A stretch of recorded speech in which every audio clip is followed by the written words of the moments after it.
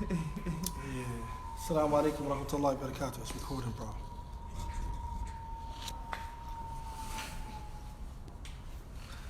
Picture perfect, man. Go ahead. Got to work on your frame. I'm trying to get them to understand the frame matters.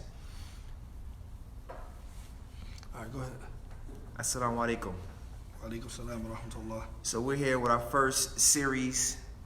Well, not first series, but it's like we're going to be talking about what's upcoming, talking shop a little bit. Little shop talk, little sessions with coach, talk shop. More specifically, knowledge is wealth. We're going to do a specific series called Knowledge is Wealth. No. And it'll be like a once a week show. It'll be visual like how you see it, but it's going to be guest appearance in there. We're going to have definitely, my co-host, Issa will be there as well. And we definitely got my main man, Coach. He's going to allow us to, to use the facility, inshallah, as well as search and rescue heavy in the building. We're going to be talking about something that's plaguing, not just our community, but every community. And that is the concept of money. Of money. You know what I'm saying? Like, how do we deal with money? How do we deal with finance? And we want to really delve in, and touch on some real issues, such as what is financial freedom? Is it possible to achieve financial freedom in a capitalist society? What does that look like? Deconstructing that, breaking those things down. What else? What did you say? Financial freedom, the concept of balance. What do you take? What do you use? Taking less, making more. This whole concept, the concept of the money not belonging to you. Yeah, all of those different things. We're gonna delve in that. We're gonna delve into what's poverty. What can be considered poverty? Some people think poverty is just the absence of money, and that poverty doesn't start with the absence of money. That's one raw form you can look at, but we're going to talk about many other different forms of poverty, and hopefully, by going back to the hustle, by going back to the hustle of things, we're able to the foundation things, knowing the definition of them, we're able to actually focus more better when dealing with those things. We have our relationship with money, and it's something that the brother Ibn Anderson, the entrepreneur, we were talking the other day about our concept and our relationship with money. A lot of people had experience in the drug trade. A lot of people had experience in the music industry. This idea of fast money, money come, money go. Now when you're an adult and your run is over, and now you have to live in society with regular wages, regular investment percentages, regular interest that you get from your investments.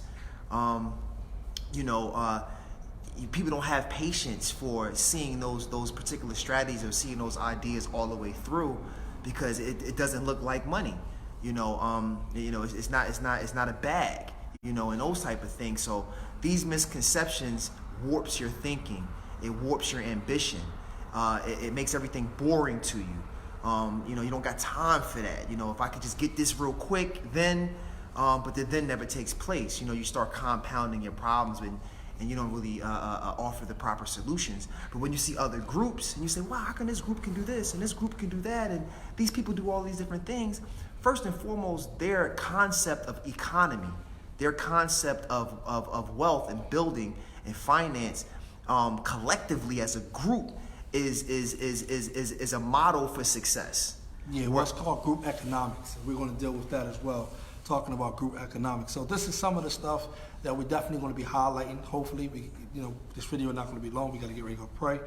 But that's some of the things you can look for. And also, we will be taking open questions and stuff like that, and people input, because honestly, every day we all struggle as far as with the concept of money.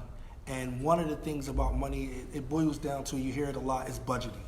And Islam has a concept for budgeting. Like we was telling Coach earlier, the concept of the balance that he mentioned, we're going to talk about that. Allah mentioned in the Quran where he says, "Alladina lam yusrifu wa lam yaqturu wa kana bayna dhalika qawama."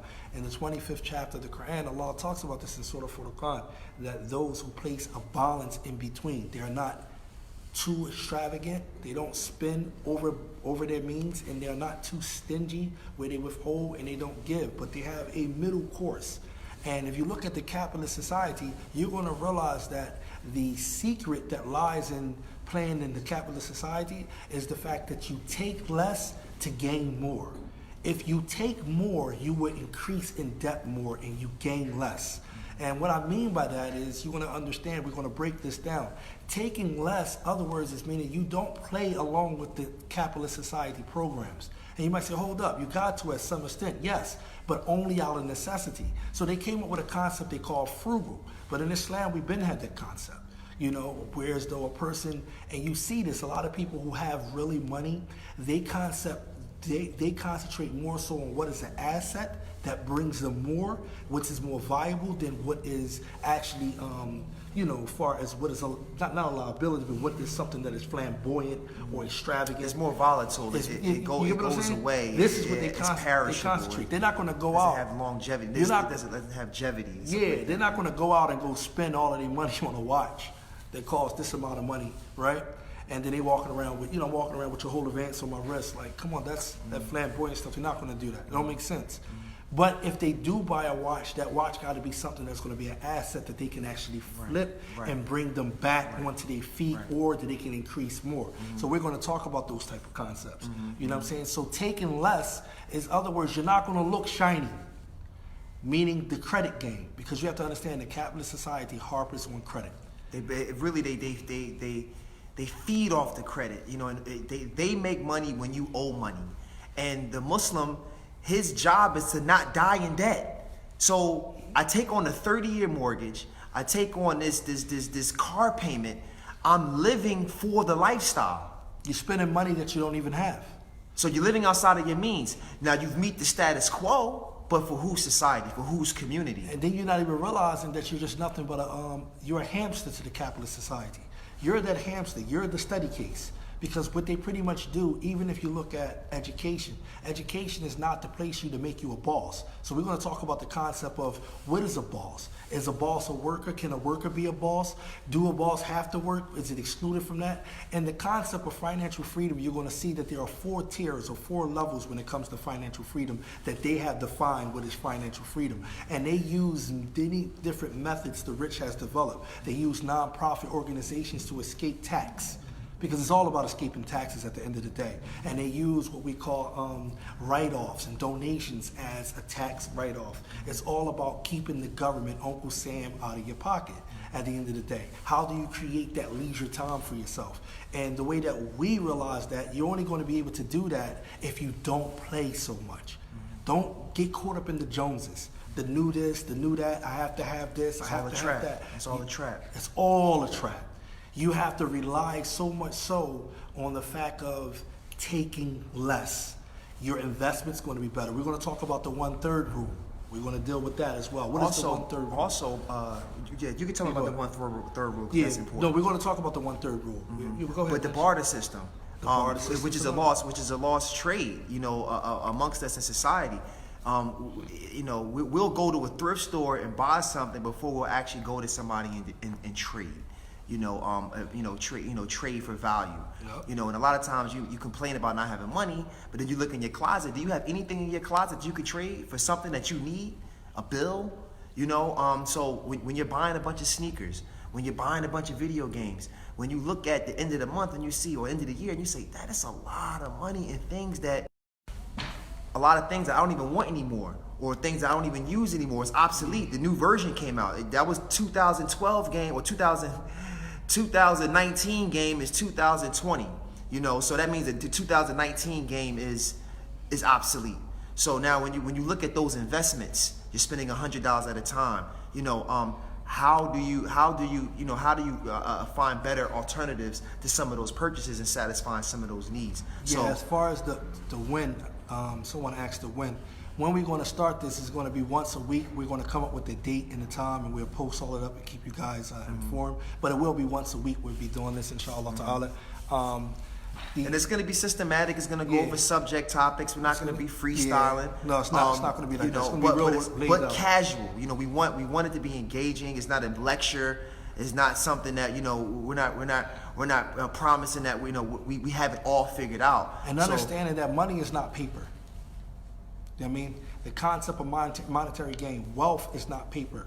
Wealth all goes back to ideas, visions, and all of that. That's where the money is at. That's why we keep saying knowledge is wealth. This is why if you find a household that has a library in it, or children, or even the family that reads and that educate themselves, they are more wealthy than a house that you find with a bunch of gadgets or a bunch of different things in there. If you look at the material that they read, the material, because they're able to advance and use those God-given faculties that they have. And that's what we want to talk about. We want to talk about the concept of whenever you got money, the first rule you must know is that it's not yours. That's a big mistake that all of us make. Soon when we get a check, I work all week and I got this check. I gotta give it to this person, I gotta give it to that person. You gotta think that, is that check yours? No, there is a haqq. As Abdullah ibn Umar was telling the brother earlier, Abdullah ibn Umar, radiallahu ta'ala anhuma, it was brought to his attention that there was an individual who had 2,000 dinars. He said to him that so-and-so got 2,000 dinars. And he said, well, he's going to be accounted. He's going to be questioned about each of the dinar. And he indicated in this athar that each dinar, he's have a responsibility because someone has a haqq to that dinar. So whether you got to feed somebody, whether you got to children, whether you got, your bills, whether you got this, you have to do everything. So your money is really not your money. When do you really profit?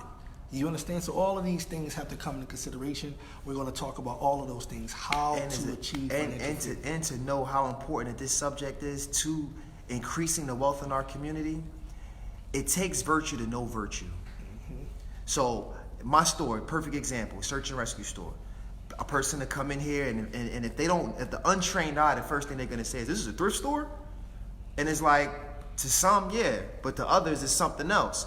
And to those others is the people of knowledge. Do you know art? Do you know antiques? Do you know time period? Sensitivity? Do you understand ephemerae? Like, what do you know about this process? And knowing about the process, well, now you'll see the value. Like, oh wow, this is worth this. This is worth it. You look it up on your this. So now you start to change the dynamic of how you shop. It's like, well, I saw that going for this. Now you're down here trying to sell me this for that. This ain't even real leather. So you're gonna tell me I'm gonna pay that much for leather that's not real versus this leather? Or so those type of decisions, now you'll start to take your merchants more serious. It's like, why am I giving H&M all of this money? Why am I going over here to Walmart or Target, and just because I got a discount, or just because I paid less, or I got a whole bunch of these things, the value is in that? No, the value is in the quality, not the quantity. So it takes knowledge to understand how to take less and get more. Yeah, but that mentality that he's talking about comes again from this capitalist society. They already put programs in play to have in our minds that we need the latest. We have to be in the latest Jones. And this plays with our psyche, and this plays with our inner stability, our centerpiece. How are we? And this is why Islam is beautiful, because it teaches to have that right center. So we have depression and stuff like that. When an individual would rather go to H&M, when an individual would rather go here or rather go there, if you see a rich person, you're not going to catch him shopping at the same places you're shopping at. And it's not just because he's going to go buy top stuff that you can't buy. No, he would be at your local thrift store. And you'd be like, why is he at the local thrift store? Because he understands the concept, like the brother is saying. He understands, he's buying with knowledge. He's not buying with, I'm going to go buy this, I need to buy the latest this, latest that. That's not the focus. But we don't know that because we're caught up into the program. You understand? They do not design bosses.